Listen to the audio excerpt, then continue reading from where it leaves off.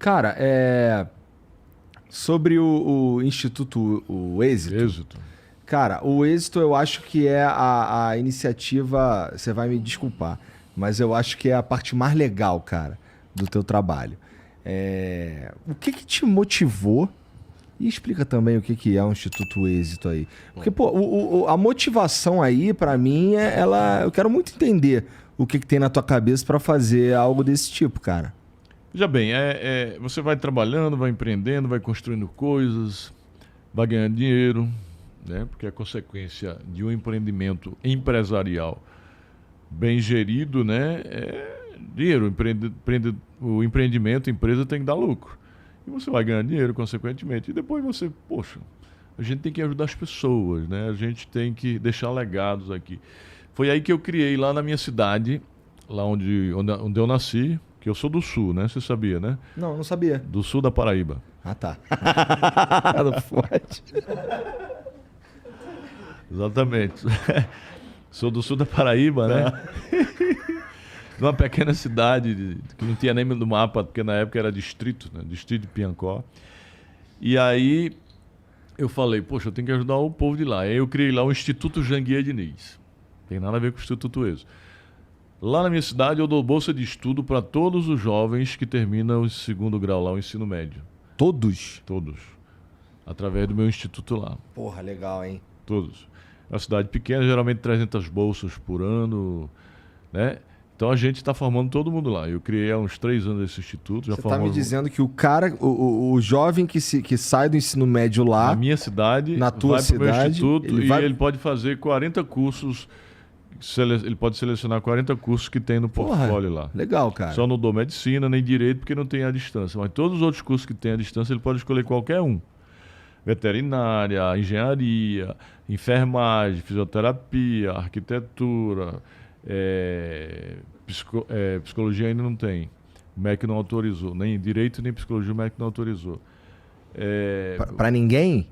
Para ninguém. É mesmo? Para ninguém. Ainda não tem para ninguém. Então, qualquer curso que está no portfólio lá, o cara quiser fazer lá na minha cidade, a não ser que ele seja rico, né? Mas pessoas que eu dou bolsa de estudo. Legal. Isso é um projeto.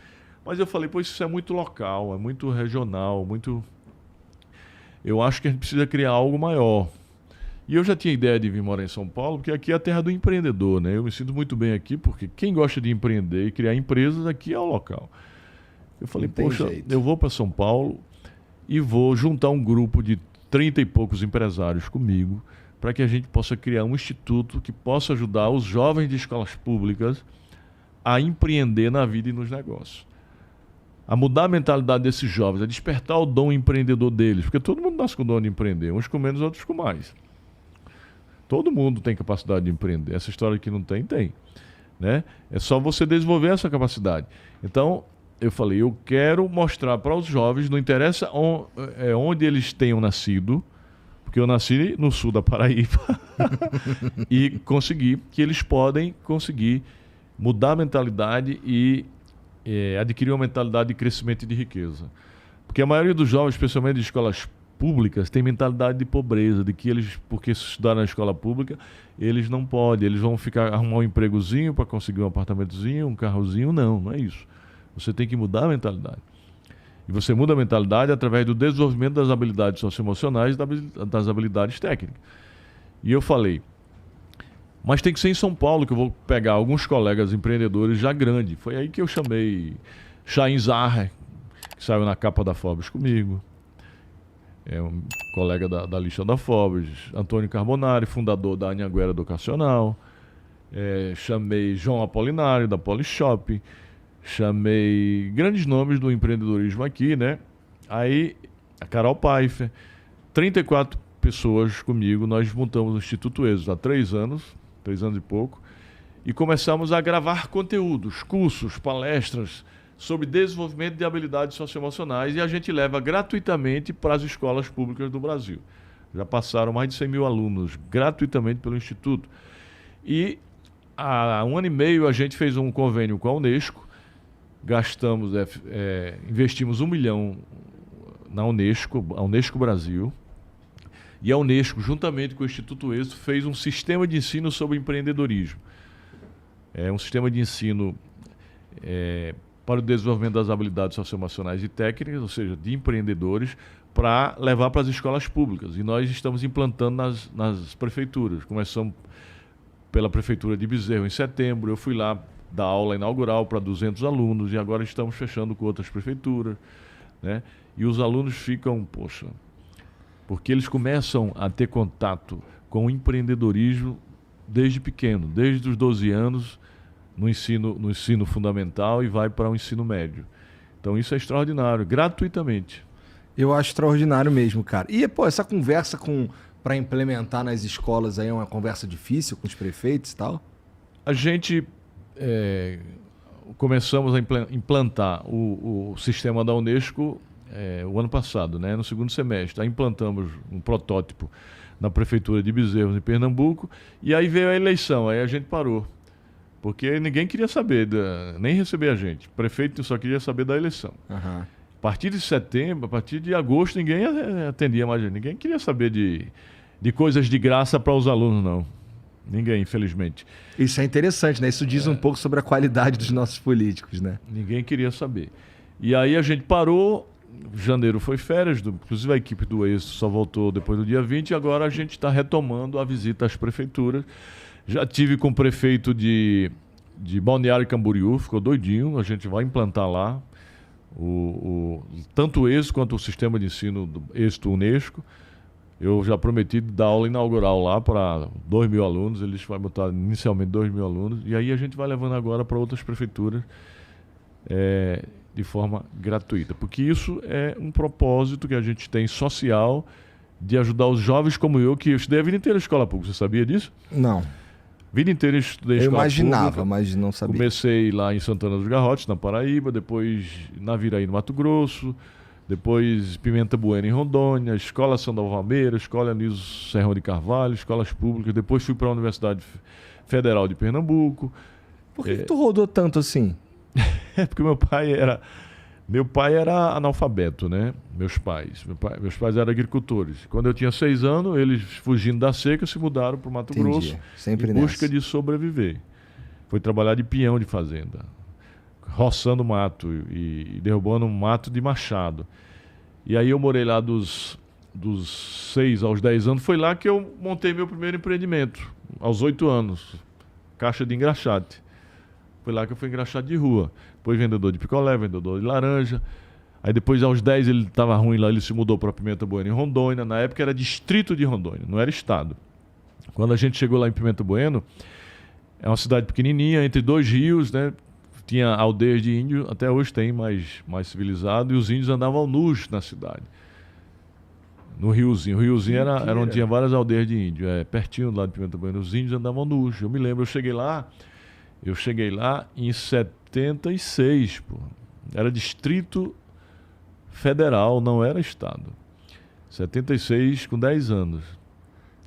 E aí, era tão engraçado e selvagem a cidade. A BR não era asfaltada, era BR na terra. Quando chovia, era aqueles caminhões atolados. Uhum. A BR, eu me lembro até hoje.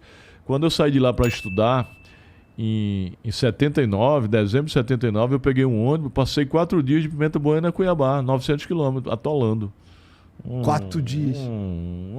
Que delícia. 4 dias, porque 900 quilômetros para chegar em Cuiabá. Por isso que hoje tu meteu-lhe o jatinho, né? Para não ter esses problemas. Exatamente. Então, meu amigo, meu pai na luta pela sobrevivência. Aí quando eu terminei o primeiro grau, que é o ensino fundamental, lá em Pimenta Bueno, não tinha segundo grau. Aí tu fez o quê? Só tinha em Cuiabá, Porto Velho e outras cidades, mas lá não tinha. O que eu fiz? Peguei a mala e me mandei pro Nordeste, porque meu pai não podia pagar Cuiabá nem Porto Velho. Fui procurar uns tios meus, para me dar a guarida. E aí eu inicialmente fui para casa da minha tia, depois procurei um tio que era advogado e ele foi meu segundo pai. E ali começou a minha vida. E essa vontade aí de estudar, aí de sair de casa e tudo mais, isso daí foi era uma longa história que daria aqui um podcast de umas 3 horas. Mas para resumir, eu, quando via meus pais analfabetos, peão de fazenda, eu procurava um caminho para fugir daquela situação, daquele status quo de pobreza. E qual era o caminho? O caminho que eu via era através da educação. Falei, eu tenho que me formar. E na época, o que se pensava? Ser advogado, médico ou engenheiro. Inicialmente eu queria ser médico. Eu falei, vou ser médico, porque quem era importante na cidade era o médico e o prefeito, né? O advogado também. Então, eu falei, qual é a forma de eu sair, de eu mudar de vida, né? Era através da educação. Eu falei, eu tenho que estudar. Tanto é que quando eu terminei o primeiro grau, meu pai já se formou, né? Primeiro grau, vamos trabalhar no mato. Eu falei, não, peguei minha mala, já trabalhava, já tinha sido funcionário de loja, já tinha sido office boy em escritório de contabilidade, já tinha sido até locutor infantil na radiodifusora da cidade. É mesmo? Radiodifusora da cidade, o programa Ouvinte é Quem Manda, ligue pra cá, peça a sua música e ofereça a sua amada. Locutor infantil, cara. Era da Por rádio, essa eu não esperava. mas não era rádio, não. Era um sistema de alto-falantes. Tinha 2 alto-falantes. Como a cidade era pequenininha, os 2 alto-falantes nos postes da cidade, você alcançava a cidade toda. Entendi. Que loucura, cara. Esta é a Rádio Difusora da cidade, uma organização João Batista Figueiredo. Era o dono da... Entendi. Bom, hoje então, bom, lá em Recife, lá eu te perguntei também como é que você identificava as empresas para se tornar investidor e tudo mais. Você me contou ali mais ou menos. Mas a pergunta, na verdade, é outra. Hoje tu faz parte do conselho de quantas empresas, cara? Como é que tu divide o teu tempo em escrever livro? Sou presidente do conselho do Grupo C Educacional, que é o meu foco principal, né? Sou o presidente do Instituto Êxito Empreendedorismo e participo de alguns conselhos, né? Dentre eles, o que a gente vai instalar da Stamas Ré, que a gente está próximo de instalar, estamos organizando a casa para criar o conselho de administração e eu vou participar de alguns conselhos, né? E nos conselhos a gente traz as diretrizes estratégicas da empresa, de crescimento, onde é que a gente vai montar, como é que vai montar. Existem muitas coisas em comum nas empresas que tu faz parte? Muitas. Porque assim... Porque na realidade gestão é similar. O que muda é a atividade, mas a questão financeira é a mesma, o sistema é o mesmo, as pessoas são as mesmas, né? Você tem que liderar pessoas. Empresas são feitas por 3 P's: pessoas, políticas e processos. Em primeiro lugar, as pessoas. Depois, as políticas que você tem que criar. E os processos, são os sistemas. Tem gente que diz que sistemas hoje, porque todos estão informatizados, são mais importantes que as pessoas. Eu digo que são pessoas e sistemas. Só pessoas hoje não adianta mais nada, não. Você tem que ter sistemas. Porque as empresas de hoje, não são feitas por pessoas extraordinárias, não. São por sistemas extraordinários, por pessoas boas, conduzidos por pessoas boas. Porque você não tem condição de contratar pessoas extraordinárias para poder, nem pode pagar por elas, não é? Então você cria sistemas de gestão, você já está tudo feito aí. Os sistemas estão feitos. Você contrata, compra, aluga, contrata. Eu estou falando para gerir a empresa, né? E traz pessoas boas para poder alimentar os sistemas para gerir a sua empresa. Agora, Entendi. Tem a parte técnica que tem que ser feita por pessoas extraordinárias, a parte técnica. Mas a de gestão, pessoas boas. Dão conta do recado se tiver um processo, um sistema bom. Um sistema bom. Entendi. Bom, então tem vários pontos de interseção. De intersecção, muitos pontos. Muita coisa que... Eu, por exemplo, sou do Conselho de Administração da Non-Stop. Já vou falar na Non-Stop, que cuida dos influencers, do Tiro Lipa. Não sabia não que tu estava enrolado na turma da Non-Stop. Eu sou sócio lá. Interessante. E sou o presidente do Conselho. Muita coisa que a gente aplica lá na governança corporativa vai ser aplicada lá. Essa deve ser a mais complicada, hein, Janguia? Não é a mais complicada essa? A Non-Stop? Não, o que ela faz, a gestão não, mas as pessoas que estão lá são complicadas, porque as pessoas que a gente trabalha são pessoas famosas, né? Pois é, David Leonardo, Tiro Lipa, Whindersson Nunes, Simone, e por aí vai. Então, a nossa mercadoria, você precisa ter tato para cuidar. Né? A mercadoria, o seu produto. Além disso, eu falo por mim mesmo, pô. A chance Porque assim, você pode ter que lidar com uma crise de reputação desses caras aí a qualquer momento. Nós lidamos com a crise com tiro limpa, Exatamente. Né? Mas ele soube conduzir muito bem, que aquilo foi o que aconteceu lá na Farofa. Na Farofa, né? Aquilo foi a brincadeira que ele vive brincando. Ele não queria ofender ninguém, não queria. Mas a gente conduziu com ele essa crise e ele saiu muito bem e já passou, já esqueceu, já. Mas crises como essas ocorrem nas empresas. Por isso que eu acho que a Non-Stop talvez seja onde dá mais dor de cabeça. Puta merda, deu merda ali, não sei o quê. De vez em quando, mas como a equipe já está acostumada com isso, né? Entendi. O que a gente tem alguma dificuldade é que todas as nossas pessoas, os influenciadores querem atenção, né? Querem atenção do sócio, querem atenção... e aí, às vezes, você não consegue dar atenção igualmente para todos, né? Porque todos são tratados muito bem, então... Bom, aí tá faltando você aí para Non-Stop, né? Não sei, cara. Não sei. Cara, eu sou meio difícil de lidar nesse sentido. Porque tem uma... Assim, eu não tô dizendo que vocês, ou que a Non-Stop, entra numa de comandar o cara. Mas eu não aguento isso. Ó, quando os caras chegam pra mim assim, ó, Igor, tem que fazer não sei o quê, sabe qual é a minha resposta padrão? Irmão, só de sacanagem, então eu não vou fazer. Fala direito. Eu não tenho que fazer nada. O que eu tenho que fazer é o que eu tô fazendo aqui agora. Eu tenho que sentar na minha mesa e conversar com os caras e fazer um bagulho maneiro. Se o conselho fosse bom, não se dava, vendia, né? Mas empresas, as pessoas têm que seguir certas regras. Sim, e assim, as coisas aqui andam mais ou menos nesse sentido, tirando...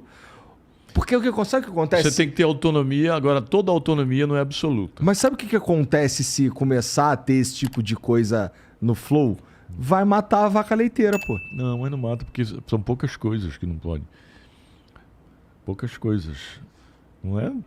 Não vai matar, não. E olha o papinho dele, Jean. Aí, o cara já tá querendo me pautar aí. Não.